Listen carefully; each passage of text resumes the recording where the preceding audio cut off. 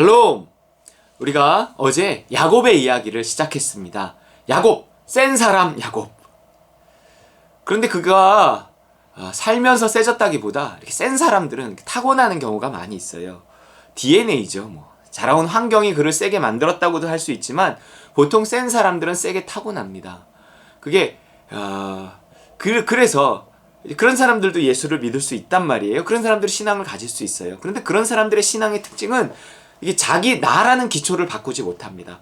끝까지 나라는 기초 위에 신앙생활을 하는 거예요. 사실 신앙이라는 것이 누군가를 믿는다는 거잖아요. 그런데 세다라는 것은 자기 자신을 믿는다는 거예요. 신앙이 강하다, 이거는 주님을 세게 믿는다는 것인데, 주님을 세게 믿으면 나는 약해져야죠. 그런데 주님을 약하게 믿으니 내가 세지는 거예요. 상대적으로 내가 세고 내가 나를 믿고 이렇게 살아왔고 그렇게 성공했고 앞으로도 그렇게 살면 잘 될 것 같고 이러니까 하나님을 믿는다고 하면서도 그 하나님을 믿는 믿음의 부분은 굉장히 작은 거예요. 내 삶의 아주 적은 부분만이 하나님을 믿고 있는 거고, 하나님을 믿고 있다고 하면서도 하나님의 뜻을 이루는 그 모든 일에 있어서 자기 자신이 이렇게 나와요. 자아가 자꾸 튀어나오고, 그 자아가 강하고 믿을만 하니까. 보통 이런 사람들 똑똑하거든요. 이런 사람들이 건강하거든요. 이런 사람들이 이렇게 강해요. 뭔가 육체도 그 멘탈도 굉장히 강하니까 자신의 강함을 가지고 세상을 이길 수 있거든. 약한 것들은 다 이기면서 자기가 자기의 뜻을 이룰 수 있기 때문에 보통 자기가 약해지고 나를 십자가에 못 박고 하나님을 강하게 만들고 잘 이루지 못하는 겁니다. 야곱이 그랬다는 거예요. 아브라함의 하나님, 이삭의 하나님, 야곱의 하나님. 하나님은 그들에게도 하나님이십니다. 그렇기 때문에 그들을 버리시지는 않지만 그들이 주님을 믿기 어렵고 믿는다고 하더라도 제대로 믿기 어렵다는 거예요. 그러한 삶의 특징은 뭐냐면 이게 뭔가 이렇게 삶의 우여곡절이 많은 거죠. 쉽지 않습니다. 왜냐하면 하나님은 그들도 변화시켜야 되고 그들의 하나님도 되어야 되기 때문에 그들이 하나님을 믿게 하기 위해서, 스스로를 믿지 못하게 하기 위해서 그들의 자아를 깨트리는데 훨씬 더 많은 시간과 노력이 들어가는 거잖아요. 예를 들어서 우리가 땅콩 껍질을 까는 건 이렇게 까면 된단 말이에요. 호두 껍질은요, 그거 망치로 내리쳐야 됩니다. 호두 껍질을 2개 놓고 아자작 해야지 이게 겨우 깨지는 거예요. 땅콩 껍질은 그렇지 않잖아요. 땅콩에 2개 들어가 있는 겉껍질 있다고 해도 이렇게 하면 부서집니다. 그 속에 있는 얇은 껍질은 더 말할 것도 없죠. 이렇게 하면 부서집니다. 그런데 이 호두 껍질은 그렇지 않단 말이에요. 온갖 싸움을 해야 되고 하나님이 씨름을 해야 되는 겁니다. 그게 여호와와 다투지 말라 너희가 형통하지 못하리라 했는데, 이게 하나님과 자꾸 다투다 보니까 하나님과 일부러 다투는 게 아니에요. 자아가 살아있으면 하나님과 다투게 됩니다. 자아가 세면 하나님과 싸우게 돼요. 하나님이 사람보다 약하겠습니까? 그렇지만 하나님이 나를 다 부숴버릴 수는 없잖아. 나의 자아만을 부숴야 되는데 내 인격 전체를 부술 수는 없으니까 이거 어떻게 할 수도 없고 이런, 하나님 보시기에 호두 껍질 깨는 일이 어렵진 않지만 그래도 이거 살살 깨야 되니까 뭔가 하나님이 고민이 많으신 거예요. 이 야곱의 삶을 보면 야곱의 삶 전체가 처음에는 이렇게 순둥이처럼 엄마 밑에 있는 아이처럼 그렇게 시작했는데, 이게 뭔가 어머니와 짜고 형을 속여서 아버지의 축복을 받아낸 이후에 이제 그 삼촌 라반의 집에 도망가서 살게 됩니다. 그러면서 거기에서의 삶이란 것도 끊임없이 뭔가 속고 속이는, 라반도 보통 사람이 아니었거든요. 속고 속이는 속에서 아내도 둘을 얻고 많은 자식들을 얻고, 그리고 이제 그 많은 재산을 얻고, 그 재산을 증식시키는 과정도 굉장히 이렇게 좀 속였다고 하기에도 모호하고 약간 그랬었죠. 그러면서 또 도망 나오듯이 나오니까 막 삼촌이 쫓아서 나오고 삶이 우여곡절이 많아요. 그렇게 왔어요. 이제 고향으로 돌아가는 길이에요. 그냥 그냥 돌아갈 수 있나요? 고향에 누가 있었어요? 형이 있었잖아요. 형이. 아버지는 돌아가셨지만 형이 있었단 말이에요. 그 형을 만나야 되는데 형이 무섭다고요. 왜냐하면 형을 속였었거든요. 형을 속여서 축복을 뺏어냈기 때문에 뭔가 지금 이제 형을 만나는 게 두려운 거예요. 형이 자기를 죽일 거. 그때도 죽이려고 했거든요. 그러니까 지금도 죽일 거라고 생각하는 거죠. 왜 그렇게 특별히 또 생각했을까요? 형은 그러고도 남아. 형의 성격은 원래 과격해. 이래서일 수도 있지만 자기가 삶을 살아보니까, 센 사람으로 살아보니까 센 사람은요, 뭔가를 쉽게 용서하거나 풀지 않습니다. 집요하게 끝까지 복수하죠. 어떤 이러한 그 자신의 성격을 가지고 세상을 바라보는 거예요. 그 세상도 그럴 거라고 생각하는 거죠. 그러니까 형도 이렇게 자기 자신의 어떤 관점에서 보니까 자신을 용서하지 않을 것 같아. 자기라면 용서하지. 수십 년이 지났어도 용서 안 할 것 같거든. 뭔가 그런 생각으로 이제 형을 만나는데 온갖 머리를 쓴단 말이에요. 뭔가 하나님께 기도는 또 해요. 천사와 씨름했다는 게 뭐겠어요? 기도했다는 거잖아요. 기도를 하면서도 믿지는 못해요. 그 기도가 자기를 죽이려고 하는 기도가 아니라 자기를 더 강하게 만들려고 하는 기도거든요. 왜냐하면 자기가 이겨야 되는데 하나님 내가 이길 수 있게 도와주세요 이러는 거죠. 그 싸움을 하나님이 싸우시게 하고 나는 죽게 해주세요. 이게 기도의 핵심인데 여러분 금식을 하더라도요.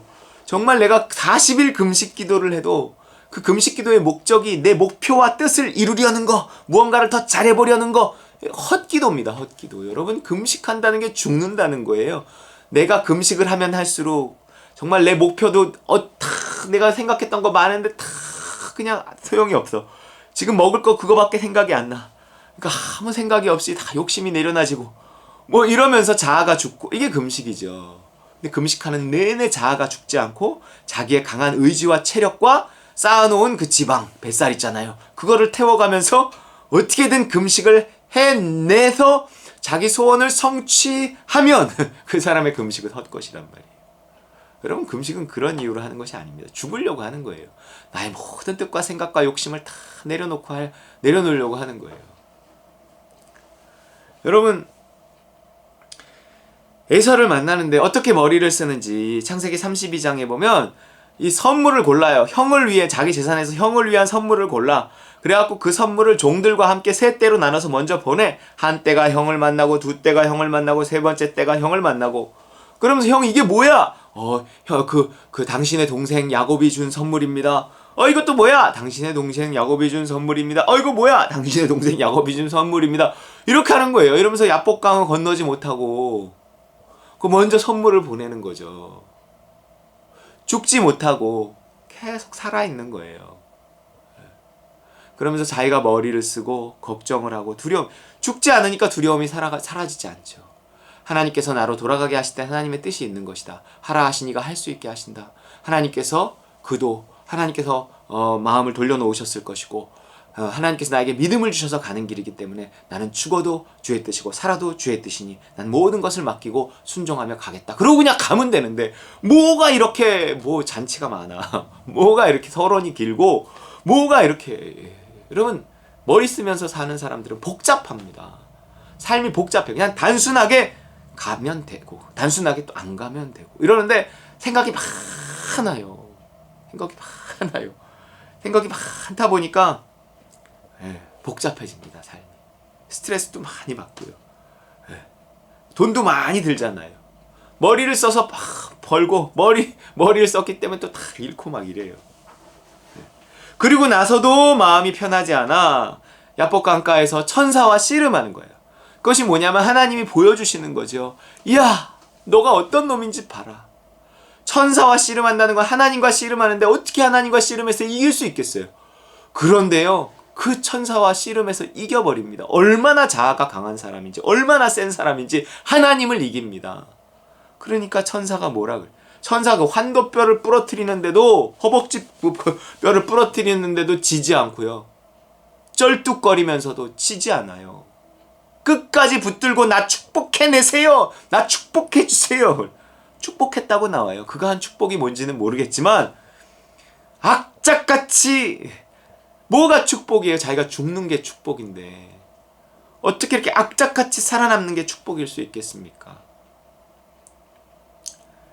이렇게 축복을 뺏어내고 결국 이제 33장에 가면 야곱이 눈을 들어보니 에서가 400명의 장정을 거느리고 오고 있는지라 멀리서 봤어요. 또 이래요. 그의 자식들을 나누어 레아와 라헬과 두 여종에게 맡기고 여종들과 그들의 자식들은 앞에 두고 레아와 그의 자식들은 다음에 두고 라헬과 요셉은 뒤에 두고 자기는 그들 앞에서 나아가되 몸을 7번 땅에 굽히며 그의 형 에서에게 가까이 가니 온 온갖 애씀을 머리를 막 쓰고 막 잠 못 자고 막 이렇게 하는 거예요. 이게 자아로 살아가는 사람의 특징입니다. 센 사람의 특징이에요. 믿는다고 하면서도 사실 이게 믿는 게 아니거든요. 세상 사람과 뭐가 다릅니까? 믿는 건 맡기는 거예요. 죽으면 죽으리라 하는 거죠. 결국은 뭐예요? 에서가 어떻게 해요? 에서가 어떻게 하겠어요? 여러분, 에서를 만났어요? 그 온갖 애씀의 결과가 뭐였을까요? 에서가 그것 때문에 마음이 풀렸을까요? 아니면 그럼에도 불구하고 여전히 죽이려고 달려들었을까요? 여러분, 내일 에서의 말씀 세 번째를 나누겠습니다. 여러분, 오늘도 내가 죽고 예수가 사는 그 복음의 삶, 십자가와 성령이 그래서 우리에게 온 건데, 내가 죽지 않으면 십자가와 성령이 다 소용이 없습니다. 내가 야곱처럼 태어났더라도 어떻게든지 이 말씀을 보고 야곱같이 살기보다는 정말 나를 어떻게든지 바꿔내고 내가 야곱같이 태어났을지라도 어떻게든지 성령 안에서 새로워지겠다 결심하고 내가 죽고 예수가 사는 복음을 누리는 삶을 살아가시기를, 축복된 삶을 살아가시기를 주의 이름으로 축원합니다.